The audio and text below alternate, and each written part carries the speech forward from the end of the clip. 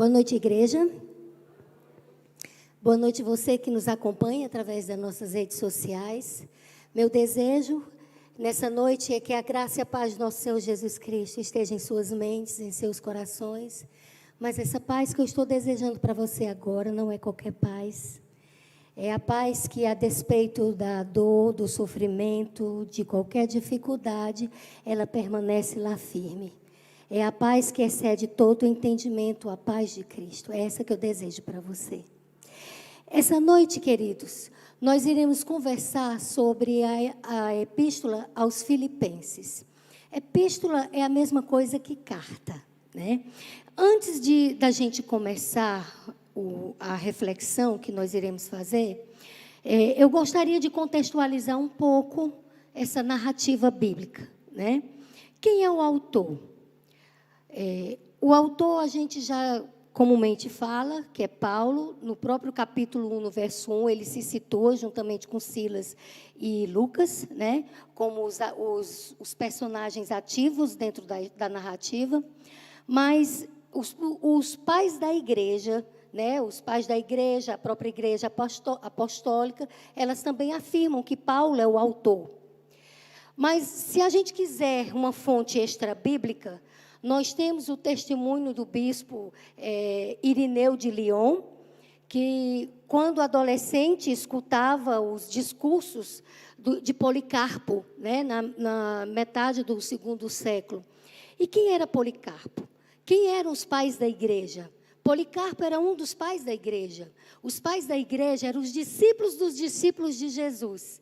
Policarpo, por exemplo, era discípulo de João, o João que escreveu o livro do Apocalipse, o quarto evangelho, as 3 epístolas de João, certo? Então, os pais da igreja são pessoas que tiveram testemunho próximo da história que é contada na palavra de Deus. Quem era o público? Era uma carta.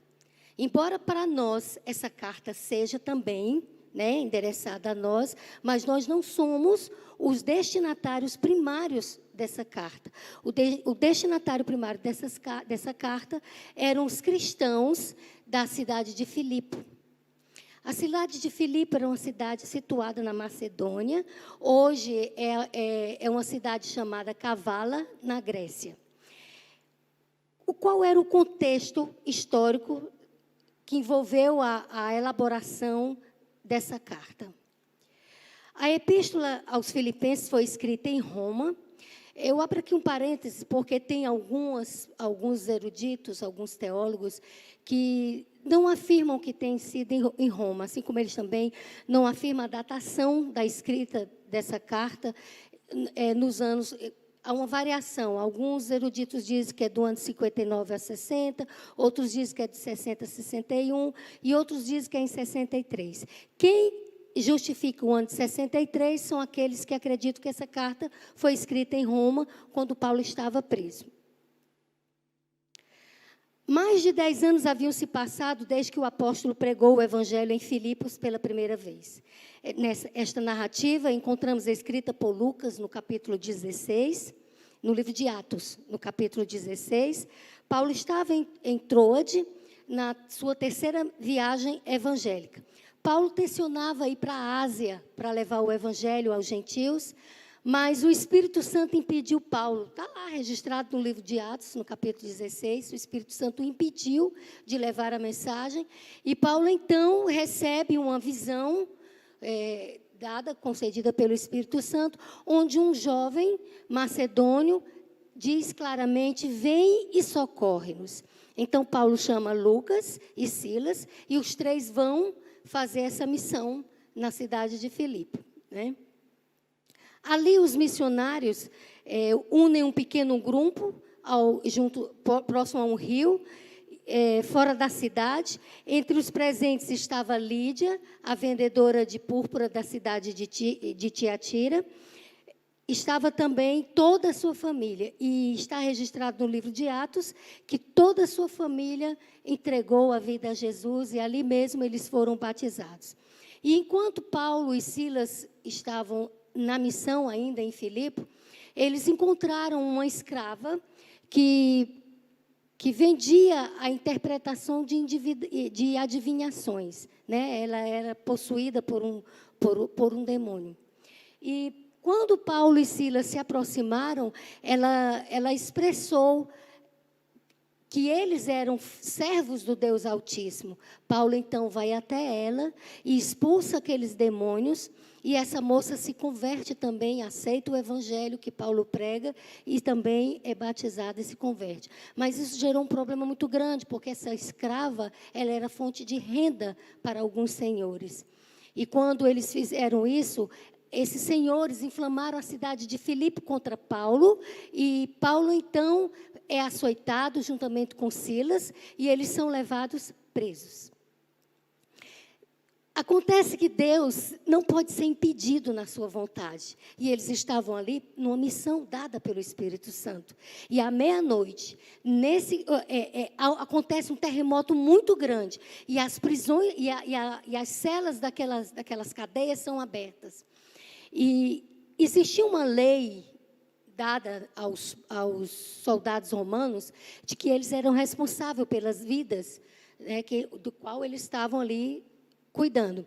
E quando o carcereiro viu que a cela estava aberta e que haviam, né, ele supôs que os presos haviam fugido, inclusive Paulo e Silas. Quando ele, então, pega a espada e tenciona tirar a própria vida, porque ele sabia que esse era o destino dele, Paulo, então, grita: não faça isso, porque estamos todos aqui. E nessa hora, então, ele começa a conversar com Paulo. Paulo anuncia o evangelho de Jesus e o carcereiro se converte, ele e sua família. E assim se formou a primeira igreja cristã na Europa Oriental, fundada por Paulo, a igreja de Filipe. Há uma característica também na cidade de Filipe que eu gostaria de ressaltar aqui. Filipe era uma cidade conhecida pelo seu nacionalismo e seu patriotismo, porque nela habitavam muitos soldados soldados romanos que haviam se aposentado. Então, vocês imaginem, os soldados romanos participaram daquelas, claro que não foram exatamente esses, mas a cultura entre os soldados romanos era de proteção ao Império Romano. Então, eles reforçavam o culto aos imperadores. E, de repente, chega um homem anunciando que existia no universo, no mundo inteiro, um rei maior do que todos. Isso era uma afronta diante da imagem dos imperadores do império, né? Do grande império de Roma. Então, a igreja de Filipe, ela foi muito perseguida. Mas o registro que existe, é que era uma igreja vibrante no evangelho e obediente aos mandamentos de Jesus.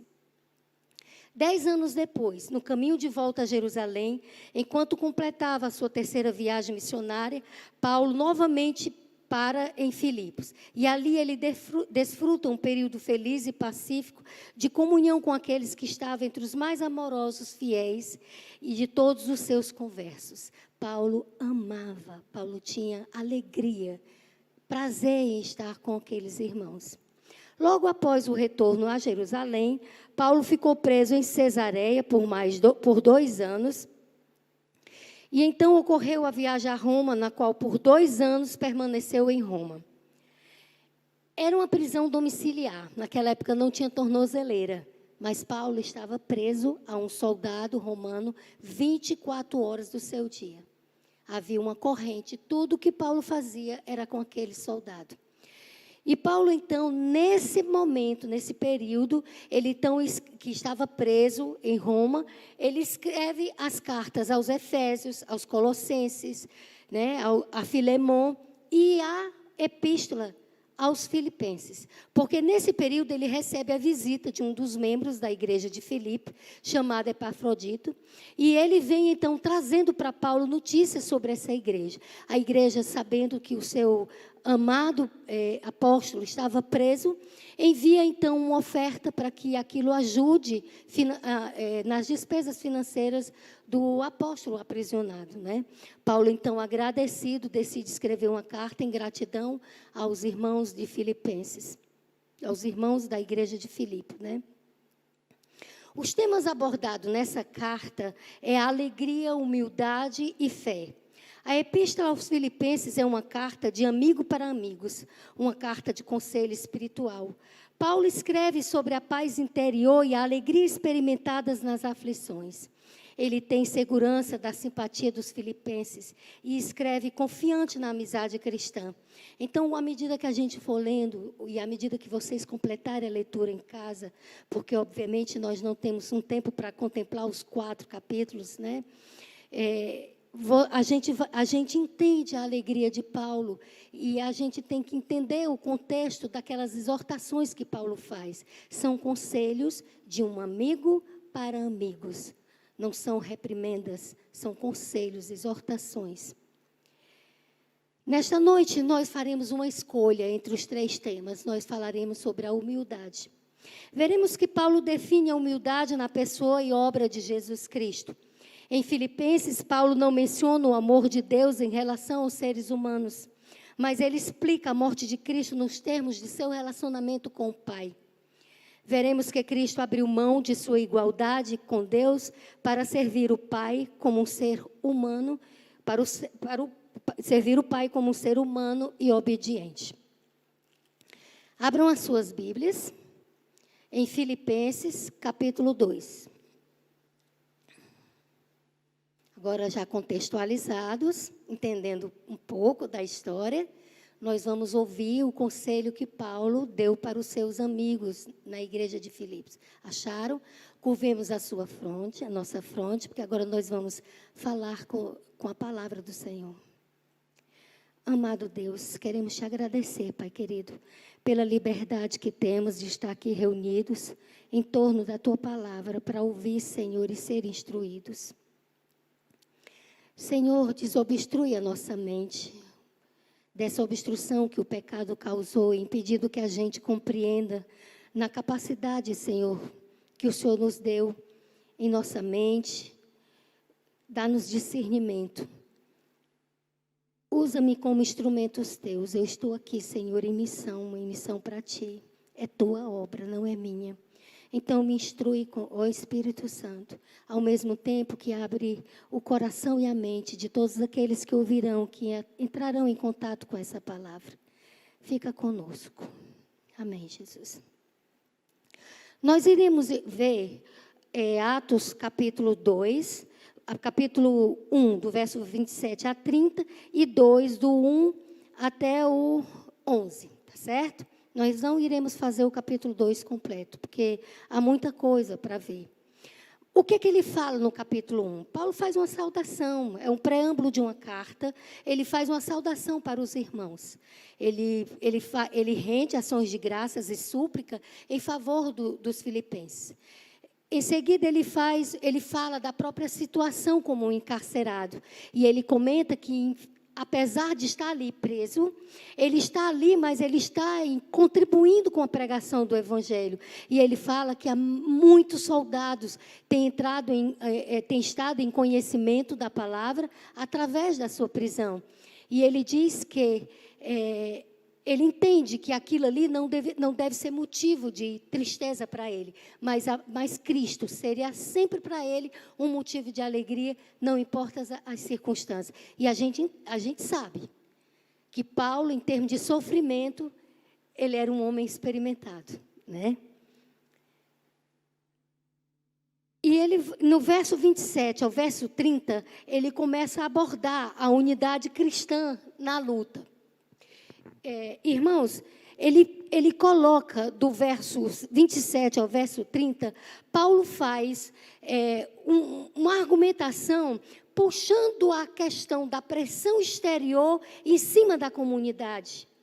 São todas as pressões que vêm de fora da igreja e que a igreja tem que suportar e que para isso ela tem que estar unida e para isso ela tem que estar preparada espiritualmente. Depois, a partir do capítulo 2, ele aborda a questão interna da igreja. E é interessante o argumento de Paulo, porque ele coloca a questão da externa, a sociedade, com sua ética, seus sistemas de valores, e que eles não podem, a igreja não pode se comportar como se comporta o mundo lá fora. Por quê? Porque houve um encontro com Cristo, Cristo tem que ser o centro da vida deles, e quando Cristo é o centro da vida deles, acontece um novo nascimento. E quando a gente tem um novo nascimento, a gente não é igual, a gente não é como antes. Então, como é que ele aborda essa questão? Ele começa dizendo no verso 27, vivei acima de tudo, por modo digno do evangelho de Cristo, para que, ou indo ver-vos, ou estando ausente, eu ouça no tocante a vós outros, que estáis firmes em um só espírito, como uma só alma, lutando juntos pela fé evangélica. Essa fé evangélica aqui é a fé no evangelho. E que em nada estáis intimidados pelos adversários, pois o que é para eles prova evidente de perdição é para vós outros de salvação, e isto da parte de Deus, porque vos foi concedida a graça de padecerdes por Cristo, e não somente de crerdes neles, pois tendes o mesmo combate que viste em mim, e ainda agora ouvis o que é meu. Eu chamo a atenção de vocês, como Paulo usa a questão da contextualização na mensagem dele. Preste atenção que ele usa muitos termos militares. Ele diz, estáis firmes, lutando juntos, em nada estáis intimidados pelos adversários, tendes o mesmo combate. São linguagens de luta, de guerra, de preparação para uma guerra, né? Paulo convivia 24 horas com um soldado romano ali com ele. Paulo convivia com na capital do Império Romano, onde estava toda a guarda do Império Romano lá. Paulo convivia com um estado de julgamento que ele aguardava. Um julgamento em que ele sabia e que todos sabiam que ele estava ali preso, não porque ele havia cometido alguma ilegalidade, mas era por causa do Evangelho. E isso ele coloca para os filipenses, né? Que todos aqueles soldados sabiam que ele estava lá por causa do Evangelho. E isso tinha feito com que muitos tivessem se convertido. Agora, no comecinho, e aqui eu faço uma pergunta para vocês, ele diz, vivei acima de tudo por modo digno do Evangelho de Cristo. Como é viver um modo digno do Evangelho? Vamos procurar na própria Bíblia a resposta, porque a Bíblia ela tem que explicar a ela mesma. A gente encontra essa explicação em Efésios, no capítulo 4, do verso 1 a 6. O livro de Efésios, basta vocês voltarem algumas páginas, porque é depois dele que vem Filipenses. Capítulo 4, do verso 1 ao verso 6. Encontraram? Rogo-vos, pois eu, o prisioneiro do Senhor, que andeis de modo digno da vocação a que foste chamado, com toda a humildade, olhe um dos modos, andar com humildade, mansidão e com longanimidade. O que é longanimidade? Longanimidade é não impor limites para o amor, é não impor limites para o perdão, é não impor limites para a paciência, para a misericórdia, para a compaixão. Deus é longânimo e nós somos convidados a também ser longânimos. E ele diz, suportando-vos uns aos outros. Suportando-vos uns aos outros aqui não é tolerar, sabe? Essa questão de tolerância. Tolere porque ele é um irmão da igreja, não. É suportar mesmo. É você olhar para o seu irmão, ver que ele anda manco e por amor você aplanar o terreno para que ele não caia. É você olhar para mim, Marcelino, você me vê manca, e com amor você vir até a mim, e você aplanar o meu caminho para que eu persevere na fé, para que eu ande. Eu te ver manca, eu também aplanar o teu caminho. Isso é nos suportar em amor. Esforçando-vos diligentemente para preservar a unidade do Espírito, no vínculo da paz. Há somente um corpo e um Espírito, como também foste chamado, numa só esperança da vossa vocação. Há um só Senhor. Há um só Senhor. Então não cabe aqui o meu eu como Senhor.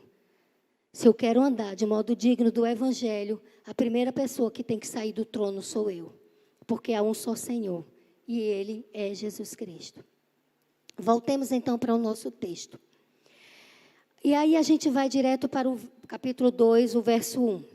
Se há, pois, alguma exortação em Cristo, alguma consolação de amor, alguma comunhão do Espírito, se há entranhados afetos e misericórdias, completai a minha alegria, de modo que penseis a mesma coisa, tenhais o mesmo amor, sejais unidos de alma, tendo o mesmo sentimento. Meu Deus, como é difícil, né, irmãos? A gente sabe que a gente está muito longe disso. Muito. Não é não, pastor? Estamos muito longe disso. Nada façais por partidarismo ou vanglória, mas por humildade, considerando cada um os outros superiores a si mesmo. Não tenha cada um em vista o que é propriamente seu, senão também cada qual o que é dos outros. A igreja de Filipos tinha um problema. Paulo amava muito aquela igreja. Era uma igreja que era vibrante, que pregava o evangelho, mas eles estavam cometendo um erro. Eles estavam divididos, fazendo a obra de Deus, mas divididos. Cada um queria dar força ao seu ministério, o que ele fazia, o seu papel. Então havia disputa de poder dentro da igreja, havia competição entre eles, havia desejo de ter o poder, o domínio do espaço. Tudo isso foi contado por Epafrodito a Paulo. E Paulo, então, não podia deixar de exortar aquela igreja amada. Havia alguns que tinham o propósito de satisfazer as suas ambições egoístas. No entanto, o único propósito de Jesus era servir a outros, ainda que isso lhe tenha custado a maior de todas as renúncias. Enquanto alguns membros da igreja de Filipos queriam ser o centro das atenções, Jesus queria que o único centro da atenção fosse Deus. Assim também o seguidor de Cristo nunca deve pensar em si mesmo, senão nos demais. Não deve buscar a sua própria glória, senão a glória de Deus. Devem ter disposição para ter o mesmo amor. Paulo exortou os irmãos de Filipe a que amassem e fossem amados. Por isso que ele diz, a alegria de Paulo, irmãos, não era viver para si mesmo. E a alegria de Paulo seria a alegria dos irmãos de Filipe. E Paulo diz para eles, completem a minha alegria, porque vocês já avançaram na fé, vocês estão tão firmes na fé, mas há passos a serem dados, porque a caminhada cristã é uma jornada, é uma luta de dia a dia, um crescimento constante. E aqui eu vou ler uma passagem escrita pelo pastor George Knight. O novo nascimento inclui a mudança na vida de uma pessoa, do egoísmo e egocentrismo para o altruísmo e amor do próximo. Aí ele faz uma pequena anotação sobre santificação e perfeição. Santificação é o processo de alguém tornar-se mais amoroso. Perfeição é tornar-se mais maduro em expressar o amor de Deus. Prestem bem atenção que isso é importante. A Bíblia diz que nós devemos ser perfeitos, como perfeito é o nosso Pai. É preciso que a gente entenda que perfeição não é o mesmo de impecabilidade. Não caia na ilusão, querido amado irmão, que a gente vai alcançar essa impecabilidade antes da volta de Cristo, porque nós não vamos. A nossa natureza é caída. É para isso que nós temos um Salvador, um substituto na cruz. Nós o aceitamos como o nosso Salvador e o nosso Redentor. E a gente tem que andar em novidade de vida. Isso é um fato. Mas Ele sabe que por conta da nossa natureza caída, ainda que a gente queira fazer, a gente não vai conseguir fazer sempre o que a gente quer fazer. Paulo fala dessa luta, o que eu quero fazer eu não faço, e o que eu não quero fazer é o que eu faço. E essa é a luta de cada um de nós. Mas a gente pode sim alcançar a santificação e a perfeição. Vejam que a santificação, no sentido bíblico, ela está em volta do amor, ela envolve amor. Porque sem amor, irmãos, não adianta. Não adianta estar aqui na igreja, ouvindo a palavra de Deus. Se você sai vazio do amor, se no seu dia a dia você é vazio do amor, se você é incapaz de amar a pessoa que convive ao seu lado na família, se você é incapaz de amar um colega de trabalho. Porque todo esse contexto do evangelho não é só para dentro da igreja. É um contexto para dentro da família, é um contexto para dentro da escola, da universidade, do ambiente de trabalho. O evangelho é para nós. O evangelho não é um acessório, o cristianismo não é um acessório onde eu tiro e boto conforme me convém. O evangelho tem que estar dentro de mim. O cristianismo tem que estar dentro de mim. E se você está procurando um cristianismo como uma religião de conforto, saia do cristianismo, porque não é. Eu até estava dizendo isso para o meu esposo essa manhã. Não é. Porque a maior luta sua é contra você mesmo. Existem 3 grandes forças nesse mundo, com a qual a gente tem que batalhar todo segundo da nossa vida. A primeira é o diabo. O grande inimigo da nossa salvação. Ele odeia Deus, ele odeia Jesus Cristo e por tabela ele nos odeia. Não se engane, ele só vem para provocar o mal, a desgraça e a doença. Fuja dele. Segunda grande força é o mundo com seus atrativos e ele pode vir através de um amigo. Ele pode vir através de uma proposta de emprego. Ele pode vir através de uma ideologia. Tenha cuidado com os atrativos do mundo. Ele é muito usado pelo diabo. E a terceira grande força é a nossa carne. Ah, que batalha dura nós temos que travar todos os dias, né, não, Armando? Que batalha dura. Prossigamos. Paulo diz aqui, ele destaca aqui 2 frutos. Afetos e misericórdia. Mas antes, eu preciso lembrar os irmãos que o Espírito Santo é o princípio unificador da igreja. Somente ele pode dar ordem ao caos e preservar a harmonia no corpo de Cristo. A não ser que o Espírito Santo reine, haverá confusão na igreja. E aí coloque na família, no trabalho, no meu ambiente de faculdade, em todo ambiente que estivermos. Sem o Espírito Santo não há vida nem poder na igreja. Onde reina o Espírito Santo existe amor, porque o amor é fruto do Espírito. Quando o Espírito Santo trabalha na vida do crente, o fruto do Espírito é produzido. E qual é o fruto do Espírito? A palavra de Deus também dá essa resposta. Vamos em Gálatas, capítulo 5, no verso 22. Gálatas é o livro que antecede Efésios, que antecede Filipenses.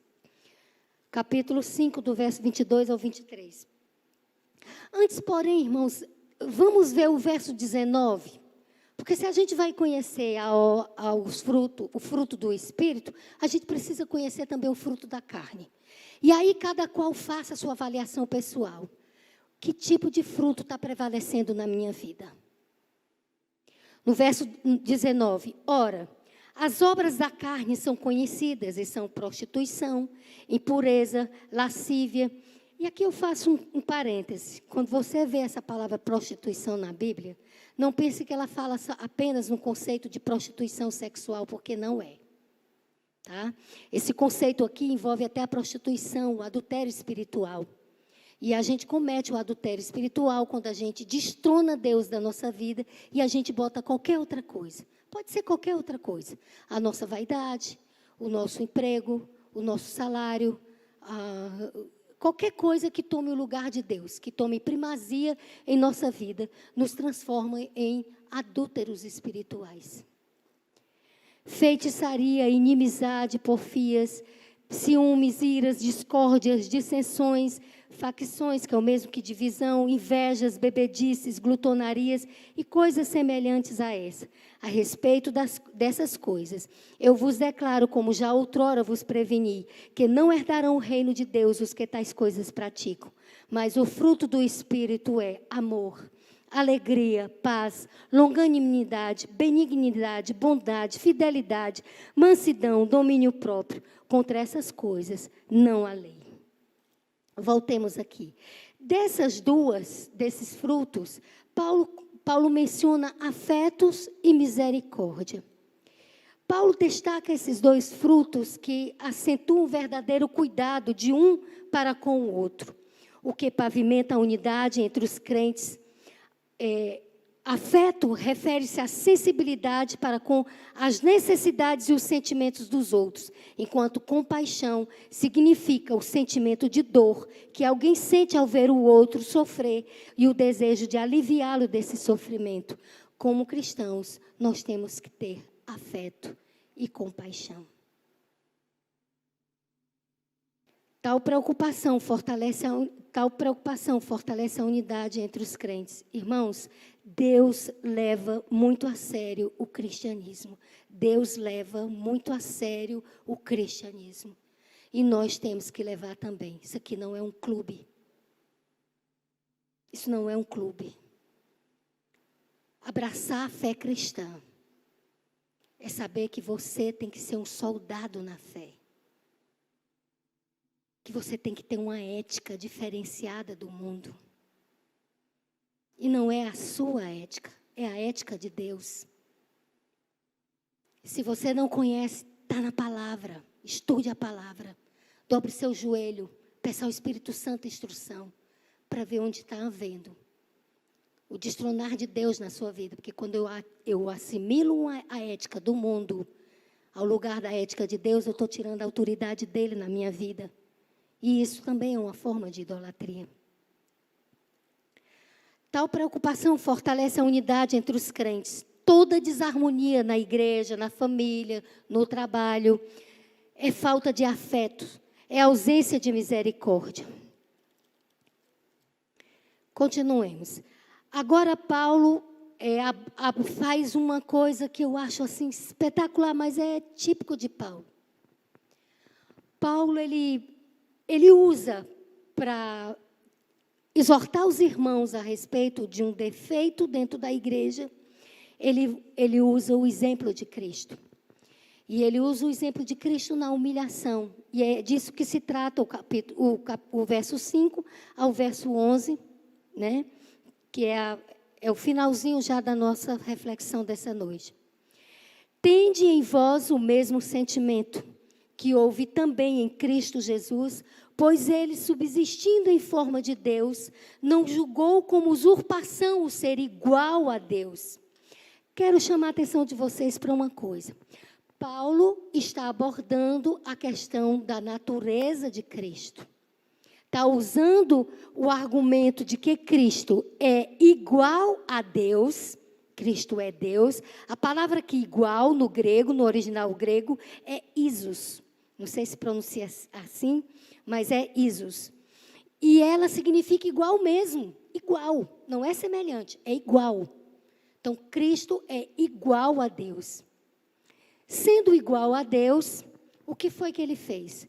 Ele se esvaziou.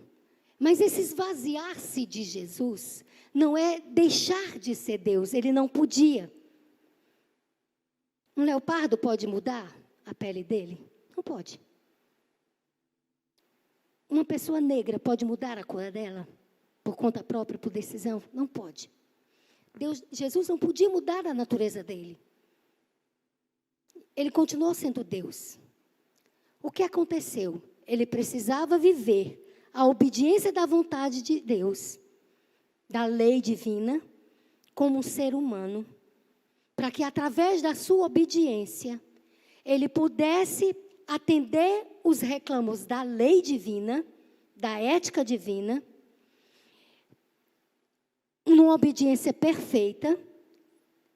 E a sua obediência perfeita, ele estenderia para o ser humano. Como se daria isso? Ele obteria o mérito da aceitação da lei, da aceitação de Deus, e esse mérito ele repassava para o ser humano, numa atitude de graça e de misericórdia, porque nós não merecemos, tá?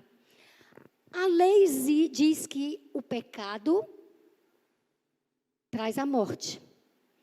Então, sem sem a morte não há remissão dos pecados. Jesus precisou estar numa cruz, morrendo a minha morte, que a lei exigia, porque eu sou transgressor. E quando ele morreu, ele transferiu por graça e misericórdia o direito para mim. Ele pegou a sua justiça, não é a minha. Ele pegou a sua justiça e ele me imputou. Mas, ao fazer todo esse processo, tem todo um processo de humilhação. Porque lá na glória, sendo Deus, ele convivia com as bênçãos celestiais da adoração dos seus anjos, do ambiente celestial, a presença do Pai. Vindo à terra, embora ele tivesse o poder de fazer tudo, ele teve que ser servo do Pai. Ia ressuscitar, pedia ao Pai. Ia multiplicar o pão, pedia ao Pai. Ia curar, pedia ao Pai, mesmo tendo ele poder para fazer tudo isso. Vocês entendem? Ele subjugou o que era a própria natureza dele, se esvaziou disso, para que ele pudesse cumprir o plano da salvação. Então, Paulo traz o exemplo de Cristo, de humildade, que não imputou o fato dele ser Deus, ser igual a Deus. Ele não usou o argumento de ser igual a Deus para cumprir o que ele fez na terra. Voluntariamente, ele se entregou. Então, Paulo está dizendo que nós temos que voluntariamente, sabe? Eu tenho o mesmo direito que você, Marcelino. Deus, na cruz do Calvário, nos igualou a todos, passou a régua, nos igualou a todos. Não tem gente maior nem menor diante dos olhos de Deus, não. Somos todos iguais, amados por Ele. Todos iguais. Só que a gente tem que entender que essa igualdade, ela em termos de direito e de consciência, ela tem que estar no lugar correto, quando eu tenho que olhar para o meu irmão e enxergar nele alguém que eu estou nessa vida para também servi-lo.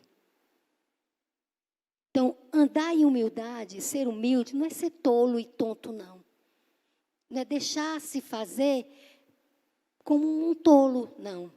Ser humilde é ter a consciência de que você é tão importante quanto o seu próximo. E o seu próximo é tão importante para você diante do grande Deus eu sou. E que você deve a Ele respeito. E Ele lhe deve respeito. Isso é andar no mesmo propósito, na mesma unidade. Andar no poder do Espírito Santo. Paulo expõe seu pensamento teológico mais profundo para resolver um problema de desunião dentro da igreja. A teologia deve sempre estar conectada com a vida. A teologia determina a ética. A doutrina é a base para a solução dos problemas que atacam a igreja. A igreja precisa aprender a pensar teologicamente. A vida de Cristo é o exemplo máximo para a igreja. Paulo corrige os problemas internos da igreja de Filipos, não apenas lhe oferecendo conceitos doutrinários, mas lhe mostrando o exemplo de Cristo. O melhor remédio para curar os males da igreja é olhar para Jesus, seguir os seus passos e imitar o seu exemplo. E nessa conclusão, eu queria levar vocês para refletirem na questão do que envolve algumas verdades que estão presentes, que precisamos destacar sobre a humilhação de Cristo. E fiquem certos que cada uma delas dariam milhares e milhares de estudos. Então, não dá para a gente discorrer em 6 minutos que me restam, né? Então, ele voluntariamente abriu mão de seus direitos como Deus. Ele se esvaziou, ele renunciou às suas riquezas, ele renunciou à sua glória celestial, ele renunciou ao livre exercício de sua autoridade, ele serviu, ele se tornou em semelhança de homens, ele se sacrificou. Mesmo sendo Deus, tornou-se servo. Paulo fez como um propósito de exaltar o amor e a humildade de Cristo em relação a Deus, como exemplo para o nosso comportamento de uns para com os outros. Usando o testemunho a pessoa e obra de Cristo, Paulo diz aos cristãos que precisam abrir mão da reivindicação da igualdade, assim como Cristo fez com o Pai. Paulo os exorta a servirem uns aos outros em amor e humildade, para impedir assim que se inflame em nós o espírito de competição. Paulo exorta a que não sejam arrogantes e egoístas, porque é isto que está na raiz de todas as divisões, brigas e conflitos. Paulo pede para que eles se exortem uns aos outros, se animem em Cristo, se consolem em amor em meio à tribulação. Tenham compaixão pelos outros com toda a igreja. Não se julguem superiores aos outros. Não destaquem os defeitos do próximo. Devem promover o bem dos irmãos. Tenham comunhão no Espírito. Ou seja, que vivenciem uma comunhão produzida pelo Espírito Santo. E como consideração final, meus irmãos, eu queria que a gente agora projetasse o nosso olhar para a cruz. Porque aquela cruz, ela foi muito dolorosa. Era a pena de morte mais aplicada apenas para os escravos e os delinquentes. Vejam bem, apenas os delinquentes escravos poderiam ser cravados numa cruz. Jesus não era isso. Não era. Não era. Ele não fez nada que pudesse ser levado à cruz, mas ele foi. E o pior, ele não foi, ele se entregou. Então essa conversa diz assim, os judeus mataram Jesus. Né? Não foi. Você sabe por que ele estava lá? Porque eu crucifiquei Jesus. Foi eu. Foi por me amar. Foi o amor que levou o nosso Senhor, o nosso amado Jesus para aquela cruz.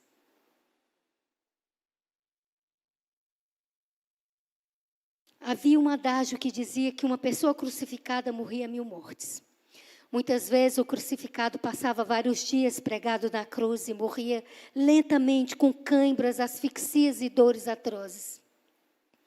Foi por você, minha amada filha, que Jesus morreu. Nunca se esqueça disso. Foi por você, meu amado esposo, que Jesus morreu. Foi por você, Laudeni. Nunca esqueça disso. Sempre se projete diante da cruz, para que você entenda a gravidade do que foi levar o Criador, o Filho de Deus, para aquela cruz. Foi um alto preço, um alto preço. Foi ultrajante. A pessoa condenada era açoitada, ultrajada, cuspida. E depois tinha de carregar a cruz debaixo do escárnio da multidão até o lugar da sua execução. Lá, amados, eles eram despojados de suas roupas.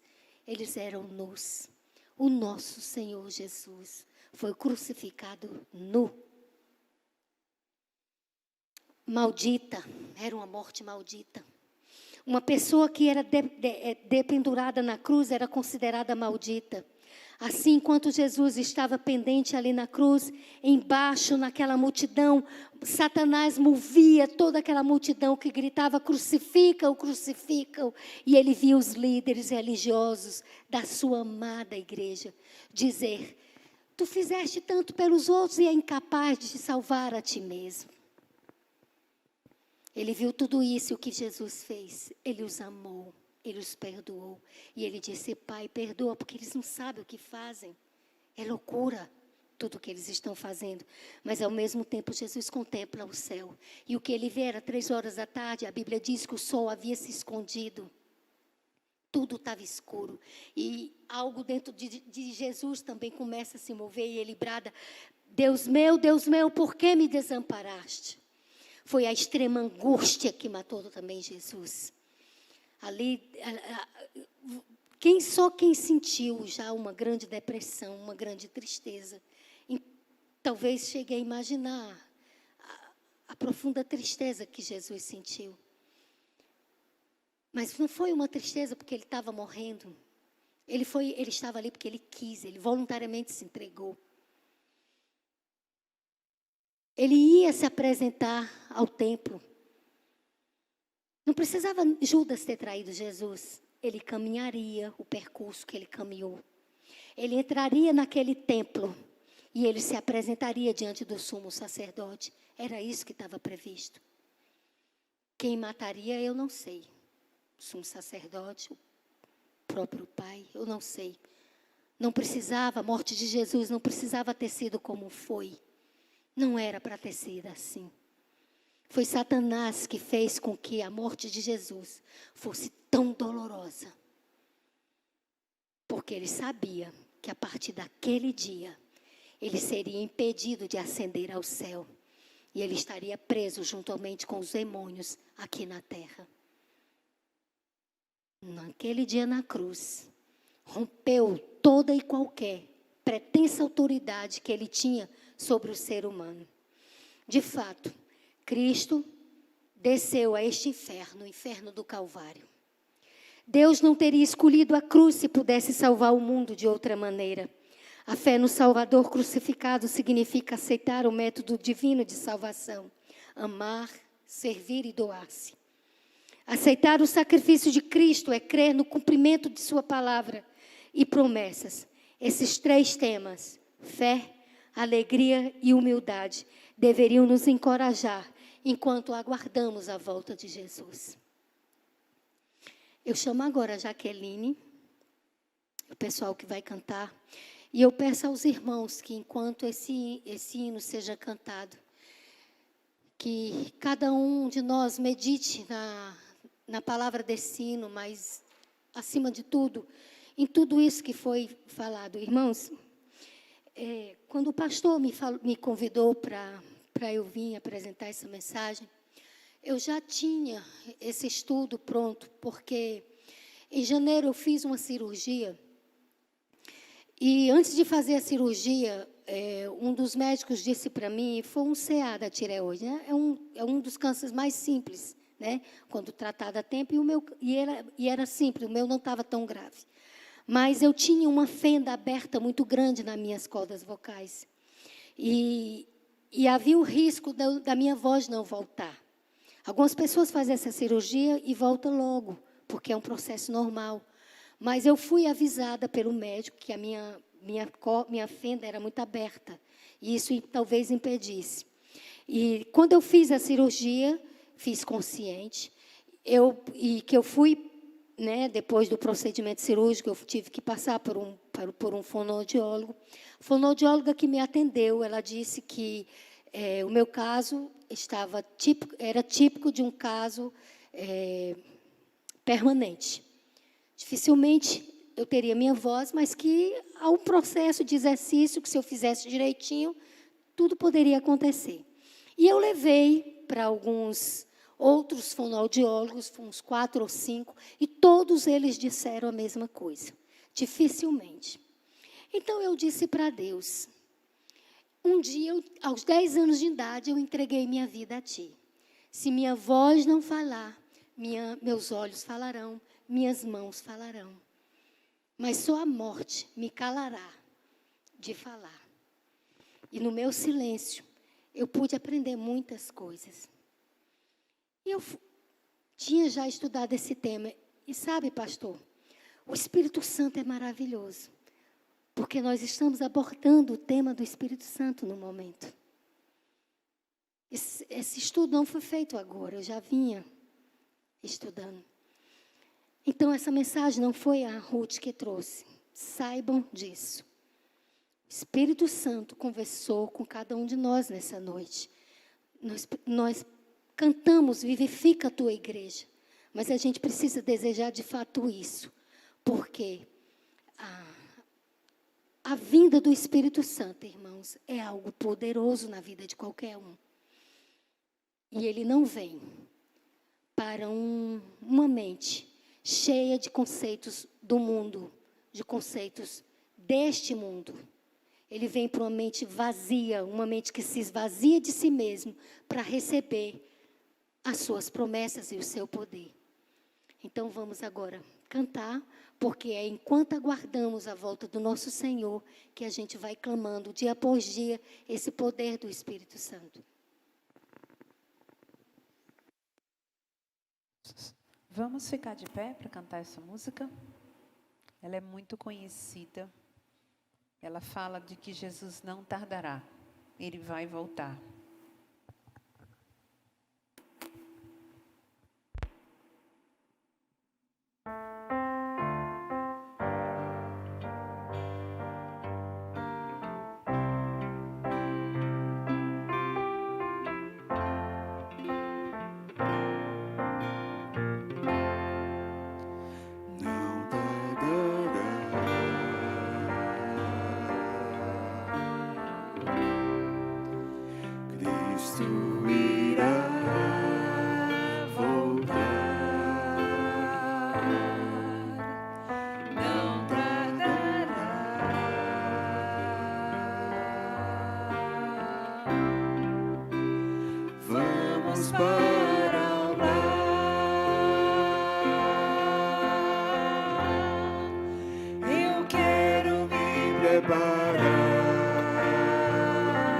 Pois vamos todos, pois vamos logo subir.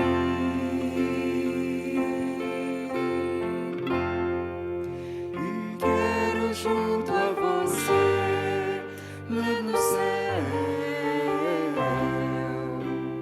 conversar com Jesus. Temos tantas coisas para conversar, né? Não tardará.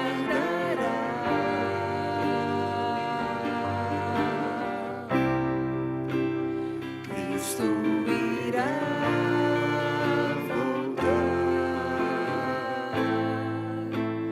Não tardará.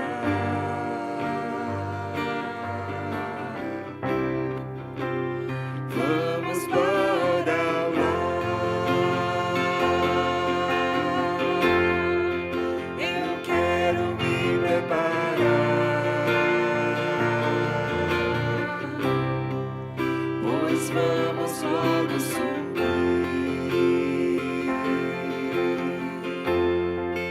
E quero junto a vocês, lá no céu, conversar com Jesus. Mais uma vez. Não tardará. Tá tão pertinho. Cristo irá voltar. Não tardará.